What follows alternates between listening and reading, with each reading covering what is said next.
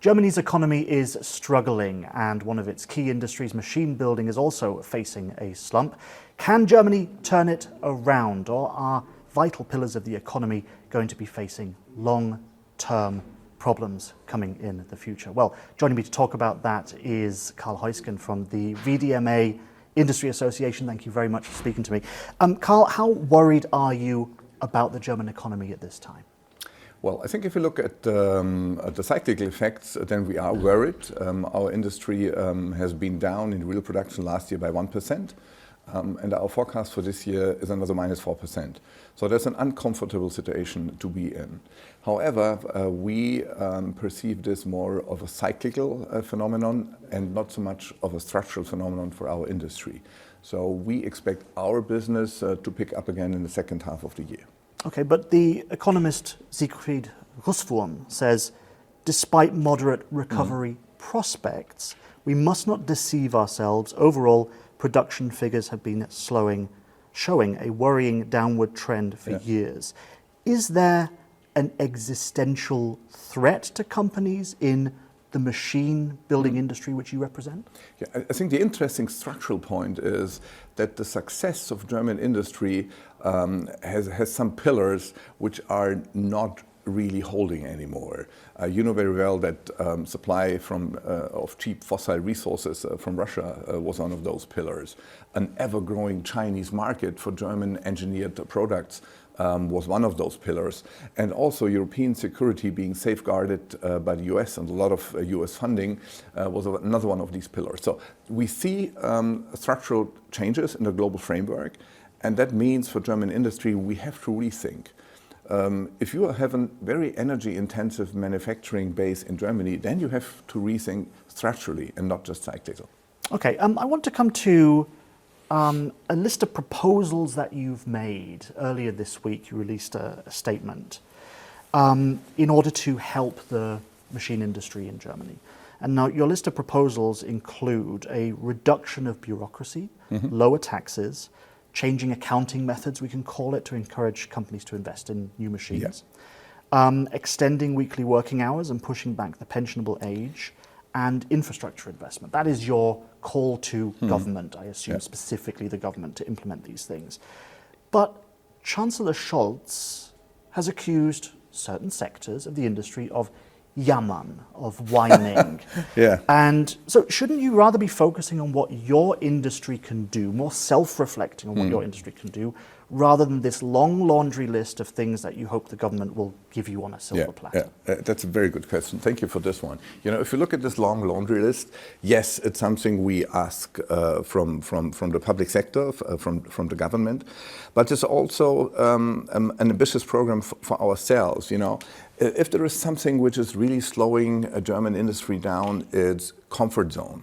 You know, we live in a comfort zone on the political side as well as society as a whole. We live in a very wealthy society. We live in a very safe society. For whatever reason, Germans feel that Ukraine is far away, and also Israel and Gaza are far away, and everybody remains in his comfort zone. And when we talk about weekly working hours, you know, in our industry we have 35 weekly working hours. It's a joke. You know, even in other industries in Germany, nobody would even think about 35 hours. The unions don't think it's a joke. People work 40 hours, 42 hours. Workers' councils don't think it's a joke. The unions, they even ask for 32 hours, you know. And that's, for me, one of those leading examples that we live in a comfort zone. And I think what also German society, people living in Germany have to learn is that the wind is cold and strong out there, and we are in a global competition, and we have to adapt to that competition, and that means that we have to move out of our comfort zone. And that's true for the political arena, but it's also true for society itself and for the companies. Okay, but there's a practical issue with convincing workers' councils or unions, or bypassing them in some way, going to government, getting them to change the law. That is a huge hurdle to get over. Yes, but you know, if you want to change things, you have to start somewhere. And also, we're talking about another example: working time over your lifespan, and also weekly working time is a big issue. It will take a long time to change it, but we have to start somewhere, and we are working on it. The same is true for corporate tax. You know, corporate tax rates in Germany are extremely high, one of the highest in the world. And that's one of those framework conditions. You know, if you really want to ignite the economy, tax is a key driver, and we're very poor there. So do we see politicians right now who have the courage to tell the people at this moment in time, you know what we do? We lower corporate tax rates? That's a very courageous step to do, and I don't see anyone doing that. However, you have to start somewhere to argue and to convince people, and let's see, 1 year down the road, we have an election, a little over a year down the road, we have an election in Germany, let's see what the outcome is, and then we might have the right setting, and that's what we have to prepare today, so that maybe we get into a constellation where change is happening. But in a way, it does sound like more of the same complacency that you're complaining about, in the sense that this is for industry to pressurize the government, sure, to do that in an active sense, but otherwise to wait until the government acts. So keep them under pressure, you know, keep talking about it, keep mentioning it.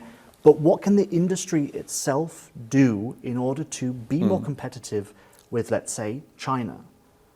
It's interesting that you are insisting on the issue, and I like that, because one of those aspects of being in a comfort zone is that also Germans, individuals as well as the corporate world, have a trend to rely on the public sector.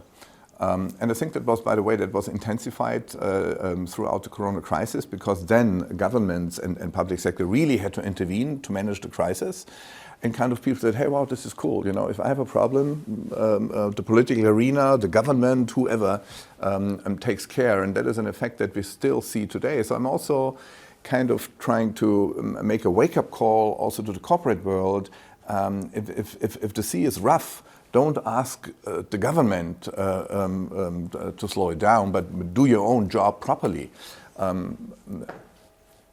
Nevertheless, if you walk around here in the halls at Hannover Messe, it's a super cool technology show, and I think it's proving that engineered in Germany is still a super cool brand. You will see solutions here that are really looking forward, and I dare to say there is nothing, neither in the US nor in China, that compares to this, what you see here technology-wise. So companies are facing the future and they're coming forward with products. Okay, but when it comes to China, let's say, is China more of a threat or more of a partner? Well, China has been what I call a chance market for decades. Also the company that I represent, if I'm not working for the association, Harvey Hydraulics out of Munich, we have a lot of operations in China. It's one of our most important markets. And that has turned around. I would consider China today to be a risk market and not a chance market. The major reason being, by the way, not so much the geopolitical effect, but also the current Chinese administration nationalizing their industry. And we have seen parts of our industry, construction equipment is a good example, where international supplies are almost down to zero because China wants Chinese equipment in China. So what should be done about that? What does Germany need to do? What does the EU need to do? Because, of course, the worry is if the EU, if Germany is too harsh to China, then that's going to take away a lot of opportunities that businesses in Europe have to sell into China. Well, I think, you know, in this context, EU is kind of caught between a rock and a hard place. On the other side, on the one side, you have the US getting really tough on China, independent whether Biden is in control or Trump is in control. Both are tough on China. And on the other hand, we have so much business going on for German corporations in China, and we also have supply chains coming from China, which are super important. So the EU has to find its own role and its own self-confidence in dealing with China on a level playing field. What does that look like specifically, though? Yeah. Because, of course, the EU has talked about a level playing field with China for a long time. Nevertheless, we've been talking about it, but we've been naive on China. And I think to a certain extent we still are. If you look at Chinese legislation, cybersecurity law, anti-espionage law, these are laws that explicitly prevent foreign businesses of doing business in China. And I feel we should see a much stronger, more self-confident reaction by the EU, and we have to counterfight. So your storied branch of the German industry, so it's core of small to medium-sized businesses, often family-owned businesses with strong but not necessarily enormous capitalization. they've been lagging on digitalization. There's been struggles with succession plans. I mean, is Germany's biggest economic strength, the so-called Mittelstand, also a significant weak point? No, I don't think so. If you look at the ability to adapt to changing frameworks, then I'm absolutely convinced, and our member companies do have a track record in that small and medium-sized family businesses are faster and more willing to adapt to a changing framework than large corporations. We have 3,600 member companies. The average size is 200, 250 employees only, and 90% of these companies are family owned. They have an export rate of 80% in average. So you have to imagine a small company, 200 people, sitting somewhere in the middle of nowhere, being family owned. They export 80% of their super nice niche technology. And these people are really flexible. They can adapt, they are fast, they are agile. Okay, so they can adapt fast, but can they get the investment money that they might need to? I mean, we talked about AI throughout the Messe. It's a huge deal, of course. It has been for a while, but now we have generative AI as well. Yeah. All of this kind of complex technology, which has its own specialized needs for implementation, requires investment. Do Mittelstand companies as individuals have that ability to invest at the level that they need in order to be able to efficiently, effectively use the opportunities, take advantage of the opportunities, not just with AI, but other new and emerging technologies? I mean, first of all, yes, we have to say the level of investment in Germany has been going down for a few years, and there's not enough investment in Germany itself at this moment in time. And this is also what we asked from the German government and from politics, to improve the framework for investments in Germany. So that's number one, and very general, it's independent from AI. If you look at AI or other, let's say, digital technologies, and you look around here in Hannover, then again, I think you see a lot of examples where this technology is applied by large corporations as well as by small and medium-sized businesses. You have to consider we are to 100% in the B2B, in the business-to-business field. We are not on the consumer side. And many of these business models, when you talk about AI, that are very popular, that people talk about, are hyperscaling business models on the consumer side. This is not what we do. So also the capital requirement to go into AI and to apply AI in an engineered B2B product is totally different from the consumer side. Taking advantages of big data is much more difficult in industry than it is on the consumer side. Consumers are flinging their data at ChatGPT, at Facebook, and all of these other places. But the problem that industry has is communicating between companies, sharing relevant information. That data is not compatible from one company to another. And I know that the VDMA has been involved in an initiative to improve that situation. So I'm sure you can tell us a little bit about that, but also, is this kind of collaborative innovation model between different industry associations and companies, major players in that particular field, is that going to be more of a factor that we're going to see moving forward in order to keep German industry ahead of the game, competitive? It's an important question, and it's a difficult question too. If you look at, let's say, structural soft facts of our industry, this industry, due to its family, small size structure, is very much based on trust. Let's say in the early days, a few years ago, in the early days of data analytics, of exchanging data, of building business models on the exchange of data, for many of our companies, of the owners, it was a problem of trust. Who do I give my information to? If my machine, if my component is generating a certain data, and I exchange this data with somebody else in the ecosystem, can I trust? The first of these systems were offered by large industrial conglomerates and by the American tech companies, but also by some European conglomerates. And many of these small companies simply didn't trust how is my data treated.